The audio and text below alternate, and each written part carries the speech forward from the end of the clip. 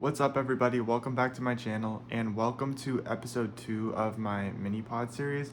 I haven't made any of these in a while. The first one came out probably a month or two ago, but I did want to bring it back to some more coin content with this one. For today's Minipod, I want to talk a lot about what are some of the easiest ways to obtain coins and also like potentially some of the cheaper ways to obtain coins specifically because you can always buy whatever you might want in your collection, but that might be expensive. Also, if you haven't seen my first Minipod episode, if you want to watch that, you can go ahead and click right here to watch that. That one's about toys and collectibles and kind of like how they're becoming more of an investment opportunity recently and the problems that causes and some of the benefits that can also cause that you might want to take advantage of. But we're going to jump straight into this one. The first thing I want to bring up as far as finding coins for a relatively cheap price, coin roll hunting is definitely one of the best methods for this. However, I know some of you may not be super interested in that because it is also probably the most tedious method of how to get coins because you just actually have to look through a ton of rolls to find something usually. And on top of that, if you want to get your money back, all of it, you have to re-roll it yourself to put it back at the bank. You could bring it to like a Coinstar or something and just dump it in, but that takes like a tax, and if you're searching through a lot of coins all the time, that could actually add up over time.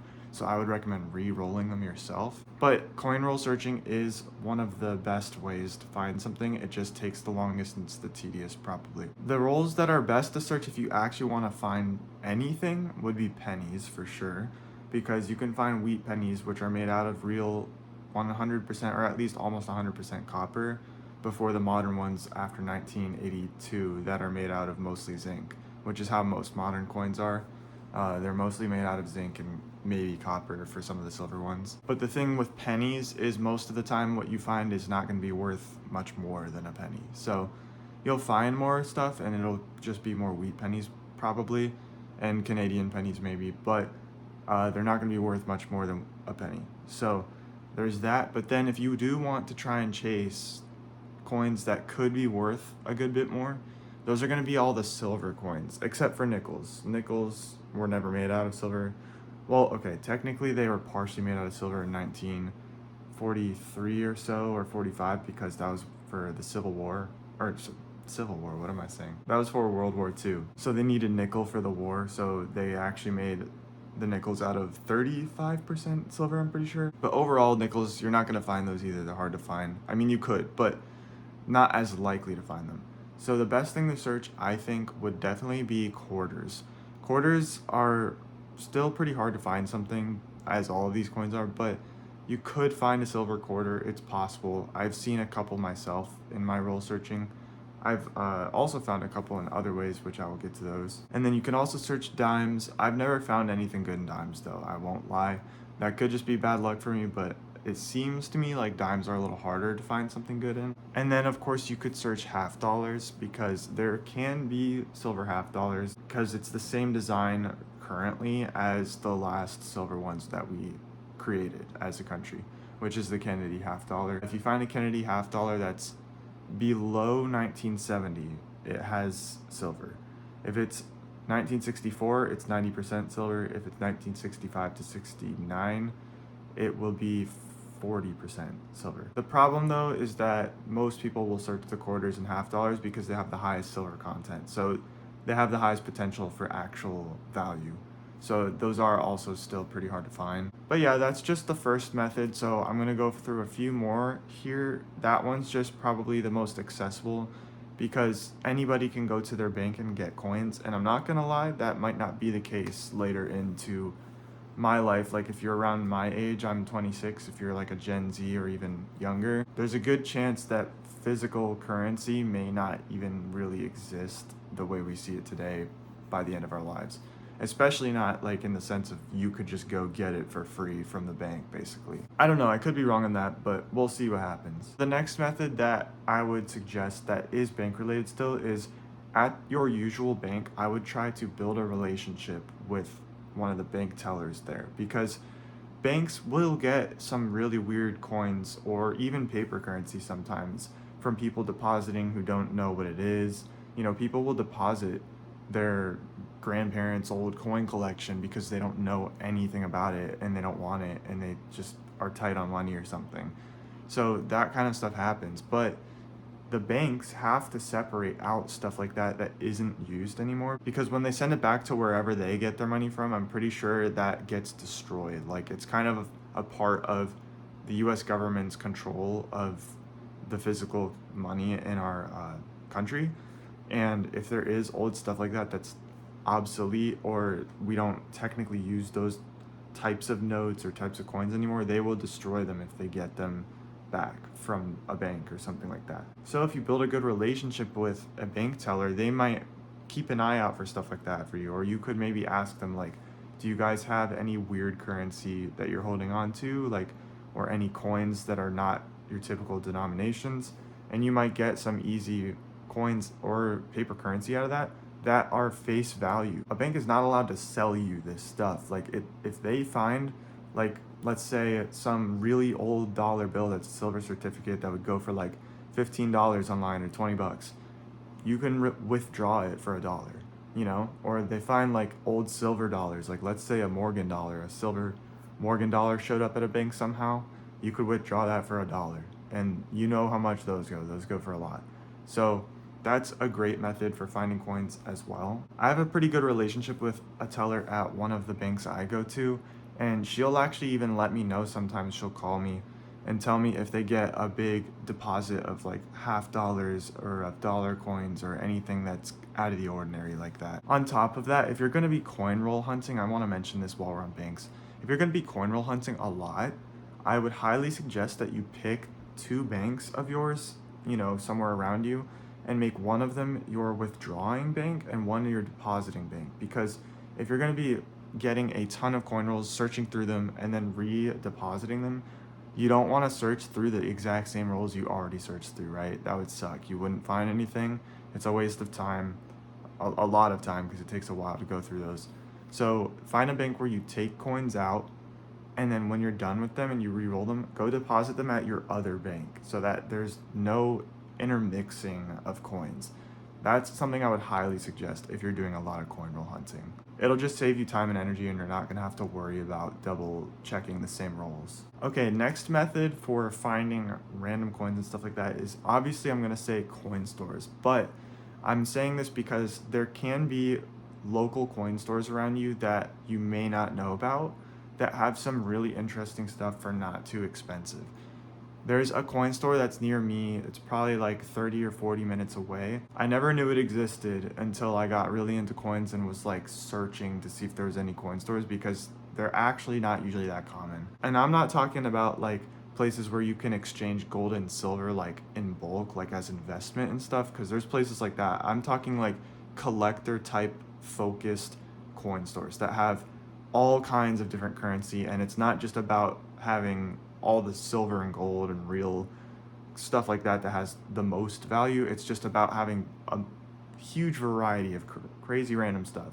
The store by me has this bin in the middle of the store that is always there, that the owner will throw cardboard flips of coins into, and basically if they're in that bin, they're half off, and he'll throw them in there if they're not selling, or maybe there's something that people aren't as interested in currently. And I have found some crazy stuff from that bin. I mean, my US typeset, I've filled out a lot of those slots from that bin specifically at that store, because I've found stuff like Flying Eagle cents, the first ever penny design that was like not in perfect condition or not in great condition, in that bin for like $28 half off. So it was like $16, which is insane for a Flying Eagle cent. So yeah, I would just check local coin stores, like go on your maps or even research on your computer, on your phone, on your web browser, and say, are there any like interesting coin stores in wherever you are area in this city? Even if it's like an hour away or something, that's worth it, because some people are not even that close to coin stores. So I would just check it out. You never know what you might find. Next method is going to be a relatively small one. I don't think I have too much to say about it, but if you guys have heard of Coinstars, which I mentioned earlier in this video, or machines like that, they are machines where you can dump in a bunch of coins and it'll automatically give you cash back for the coins. So you don't have to roll them, basically. If you're somebody that doesn't know how or doesn't want to, you can do that. Which, side note, I forgot to tell you guys, if you need to re-roll coins for the coin roll hunting, you can get free rolls from any bank. Go and ask. They'll give you a bunch. I've done it a million times. Do not buy rolling papers for your coins. You can get them for free from any bank. And I forgot to mention that, so I just wanted to say that real quick. But back to the Coinstars. So there's machines like that all over the place. They're in Publixes, or if you don't know what Publix is, they're in grocery stores, like Walmart's, CVS's, like they're in all kinds of places. I think you can even look up now on maps like Coinstar, and it'll show you where all the different machines are in your area. So Coinstars and machines like those have a like little slot at the bottom where coins that could not be accepted come back out from whatever people dumped in. So this will be stuff that's like not the same size as traditional American coins. I think it'll also spit out half dollars and dollar coins because those are just not regularly used enough, so they don't even count those when they're taking coins from you. So every time I see one of these machines, I just check that little bin at the bottom to see if there's anything there, because most people don't even know it's there who are depositing coins and just leave whatever is in there at the end of their coins there, or they just simply don't care. Like a couple coins pop out and they're like, oh, I didn't even realize those were in there, whatever, I don't care, so they'll just leave them there. I've actually found several different foreign coins from doing this. It's usually foreign coins that you'll find. I've heard you can find non-traditionally sized American coins. I don't remember exactly which foreign coins I've found from them because they're just in my foreign coins collection now. I don't really have record of where I got them from, but I can tell you guys I'm pretty sure I've found at least like 5 to 6 different countries of foreign coins in Coinstars. So I would just keep your eyes out. If you see machines like that, just check the little bins at the bottom, see if there's something in there, and you might be surprised.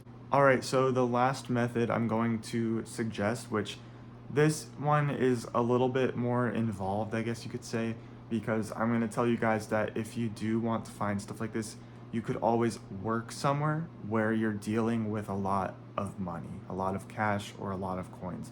Now, this doesn't work for anywhere that deals with a lot of cash and coins. Like, I would highly not recommend to do this with like being a money counter or something where you're counting tons and tons and tons of bills for a company or something like that. This is not an environment, I don't think, where if you even did find something, you would have the potential option to take it. But also, let me clarify here. So I have worked at jobs where I was at a cash register for most of the day and came in contact with a lot of random paper currency and coins. I want to preface this by saying, if I ever did find something, I would always ask whoever was the manager on site for that day if it was okay that I swap my money out for the currency I want, like the silver coins or whatever it is that I found. So please make sure you're doing that. Don't just take stuff, okay? I'm not promoting stealing, but I'm just saying that if you work somewhere where you see a lot of money like this, there's obviously just a much higher chance that you'll run into something that you want or something of value. And I will let you know that during my time working this job where I dealt with a lot of money, I found 3 silver quarters during my time there. I found tons and tons of wheat pennies and Canadian pennies, even some Canadian quarters mixed into the quarter rolls and stuff like that. I've found Eisenhower dollars. I've found modern Sacagawea dollars. I've found proof Sacagawea dollars, which they were in really good condition too, so I wonder if someone actually just spent them there for the first time. I found proof nickels as well. I found some buffalo nickels. I found honestly so much random stuff when I worked that job, which is why I'm suggesting it to you guys. I even did find star notes as well, which is a paper currency thing. If you don't know what those are, I go over that in my paper currency collection if you want to watch that right here. But I'll give you the quick rundown here. Basically, a star note is any paper currency note that was damaged during production and they had to reprint it. And when they do, they put a star next to the serial number on the new one. So I've found stuff like that, and I've even found some really old notes. Like I found a really old $20 bill from like the early 70s, I think.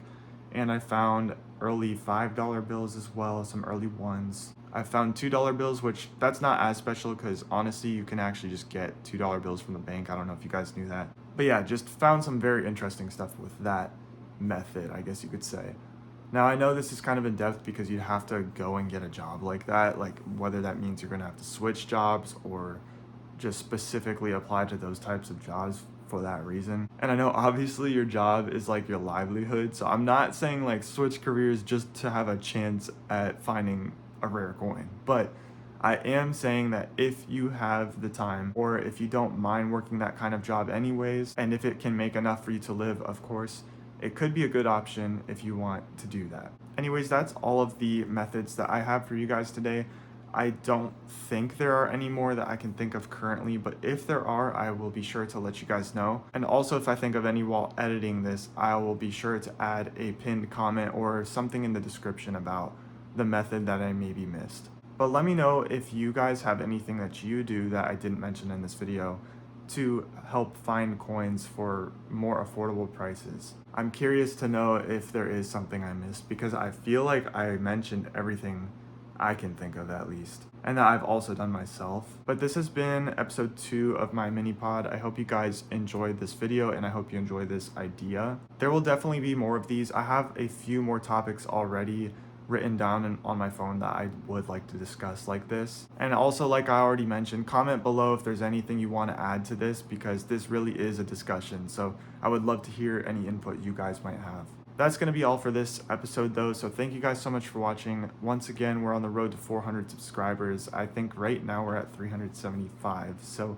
if you guys do want to support my channel and see more of my videos in the future, please hit that subscribe button if you're new, and like and comment if you enjoyed the video so I know what you guys like and what to put out next for you. And that's going to be all for this one, so thank you guys so much again for watching, and I will see you in the next video.